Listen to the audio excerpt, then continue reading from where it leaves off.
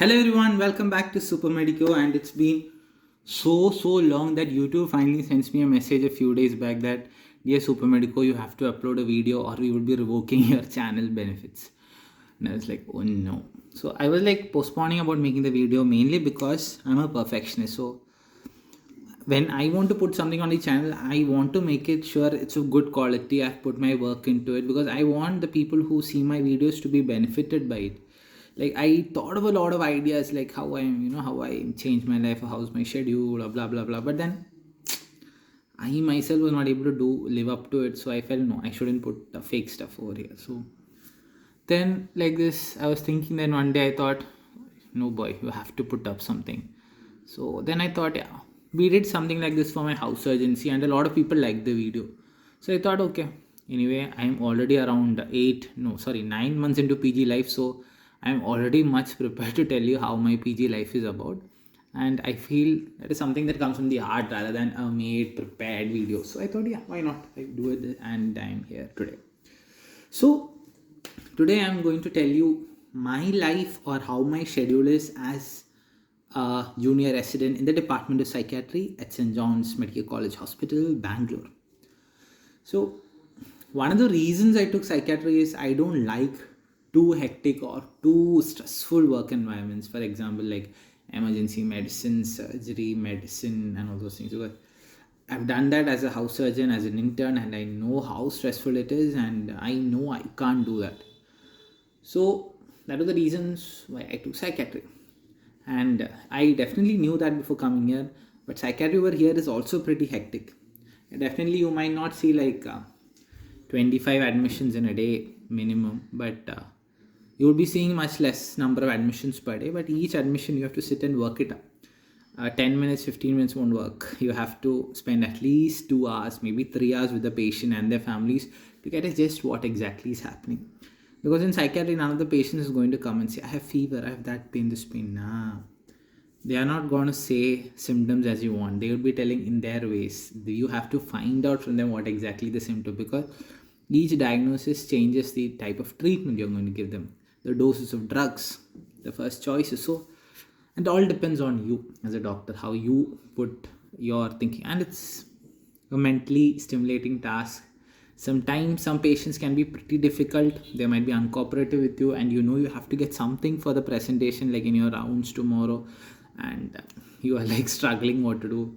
Some patients are not giving you the answers you need, and sometimes the families are guarded. So it takes time. So that's the whole beauty of the psychiatry, and I thank myself every day for choosing this subject, because I would have chosen something else, but I put a lot of studying behind it, because I knew a lot of people who had regretted their choices of their branches. So I made myself sure that I will never regret what I choose. So, and I'm grateful that I chose psychiatry every single day. And I know getting jobs and all is not that easy as a psychiatrist. The jobs are less, and it's you won't earn as much as money as your peers in medicine or surgery or all those things. But I would like to do something that I like my entire life than something that I dread. So I'm okay with psychiatry. So yeah, so coming back to my schedule. So normally we work Monday to Saturday. Sundays are off days, except if you have a duty on Sunday. And you might have maybe one duty on a Sunday or a holiday every month. Otherwise, roughly you would have around 4 to 5 duties per month. So duties means that day you would be the single PG on call the whole day, 24 hours. And then you would have to work the next day also. So you can only leave after you finish the work the next day. So if I start Monday, if I have duty, Monday morning around 7, I come, depending on the number of patients I have to do.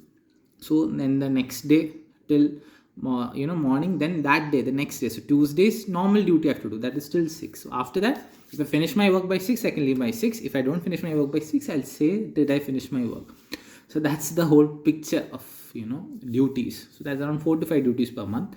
Sometimes when people are less, you might have more duties, but usually the range is between 4 to 5 per month that I have been getting so far. So the normal week, we get up around 6:30, depending on each day, how I want or how many patients I have. So morning I have to get up, freshen up, go to the hospital. See, hospital you punch then you have your breakfast. So my food is in the dietary, so dietary is in the hospital. So I have my breakfast. Sundays I don't have breakfast. If I have too many patients, or if I'm late, or suppose if I have too many patients and I don't reach by 6:36, I reach by only 7, then in that case maybe having breakfast is too much of a luxury at times. So those days I might skip breakfast, and that's not a good habit, but yeah, it happens. So you have your breakfast, then you go to the wards. So in the wards, we have to do something called pre-rounds. So the rounds will be when the consultants, when the senior doctors come. So we make main decisions during the rounds. So what decision has to be made in the rounds should be based on the information you gather from the patient in the pre-rounds. So whatever has happened from the previous day rounds till today morning. Okay, anything new has happened. Has the patient improved? Has the patient worsened? Did he sleep? Did he pass stools? Or did he eat well? So depending on all these factors, your treatment plan might change. You might increase dose of drug. If he's too drowsy, you might have to reduce medicine doses.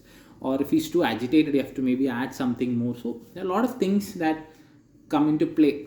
So that is the first part in the morning when you go your pre-rounds. And after doing your pre-rounds, we have to write the medicine orders. Then also we put notes, round pre-rounds notes. So we have to write casein by Dr. George said, blah, blah, blah. You have to write everything, like what all you assessed, what are the condition of the patient, because documentation is very, very, very, very, very important in medicine field, and even important in psychiatry, because as you know, there are a lot of rules, there are a lot of laws, and mainly because in the past a lot of psychiatric patients were abused, they took advantage of their condition. So the government is very strict with laws, and so we have to be very careful in documenting everything so that later nothing happens, some problem arises.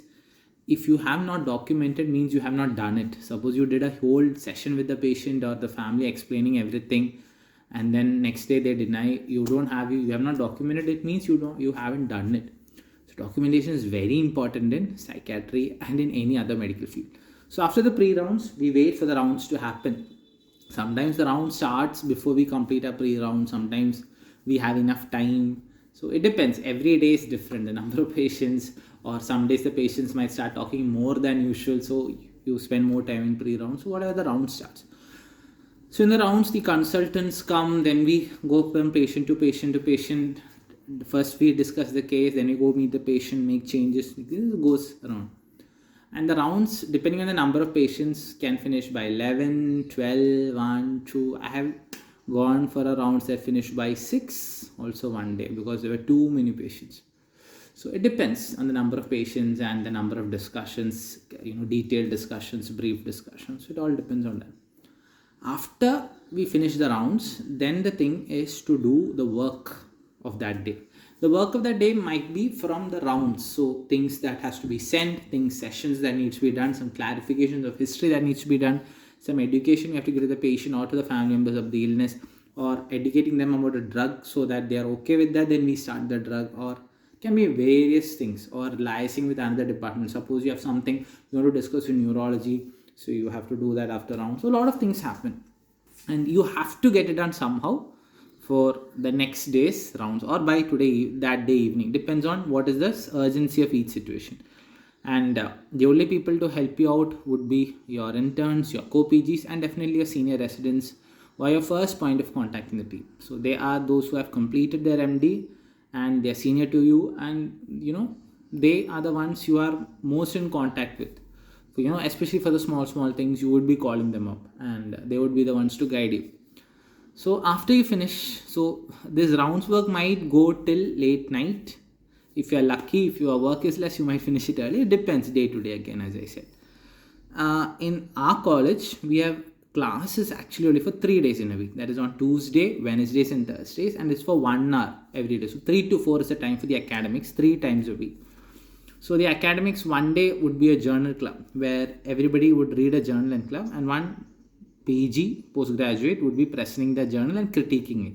So it's basically to train ourselves to analyze journals, critique it scientifically and all that. One day we would have something called a seminar.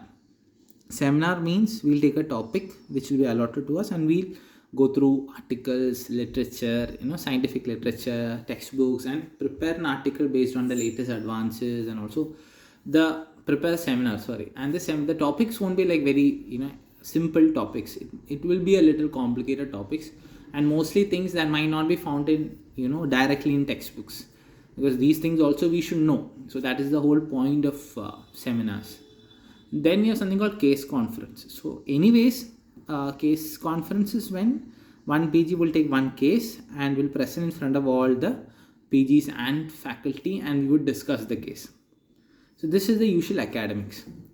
Now we would have OPD days 2 days in a week. Okay, so depending on the units, you would have 2 days a week. So that day when they get admitted, when a patient gets admitted on a day, we work it up that day, detailed. The next day morning, before the rounds, when the round starts around that time, we present the case in front of the team of that unit. So we all sit together, the PG presents, the consultants ask clarification. Sometimes if we do mistakes, they would belt us, and depends what it is. So after discussing the case, we see the patients, and like that. Then we see the old patients. This is the usual format of things, how it goes. Along with this, you would have, thesis work or some other document works you have to do, some other classes that could be there, that are mandatory for your, course, something, a lot of workshops. So different things happen around. So the schedule is kind of packed the whole day. And after that, after 6, 7 or 8 or 9, depending on when you finish, you have your dinner, you come out back to your hostel. And the ideal postgrad student or a junior resident should sit and read stuff, study during that time. But the problem with me and many others is that once we finish work, we are pretty tired. So we want to just come and relax. So it's basically like a job we are doing. So it's not like many people get, all of my non-medical friends think that, okay, I'm doing my post-graduation, I'm sitting in class every day doing assignments. Nah, we work sometimes maybe more than you people do, but we work basically, and we have this hectic long duties.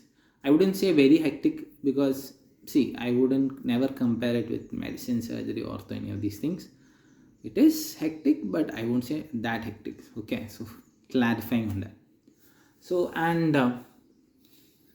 the studying part is something that I need to improve myself on. I need to find ways, because I am a big perfectionist, which is a big problem. So it's like all or none. I need to do it perfectly or I won't do. That is the sort of thing that is a wrong thinking notion that I have in my mind. And I'm trying to work on that, and definitely I'll come back to you if I find some solutions, or if I'm I'm able to get that sorted out. And yeah, that's it. So maybe if you have suggestions on how to study, or how to get rid of this perfectionistic habits, let me know. And if you want to know anything more, definitely let me know. Would love to reply to the comments. That's it, I guess. My life as a postgraduate psychiatry resident. And hope you enjoyed the video. Thank you. Bye bye.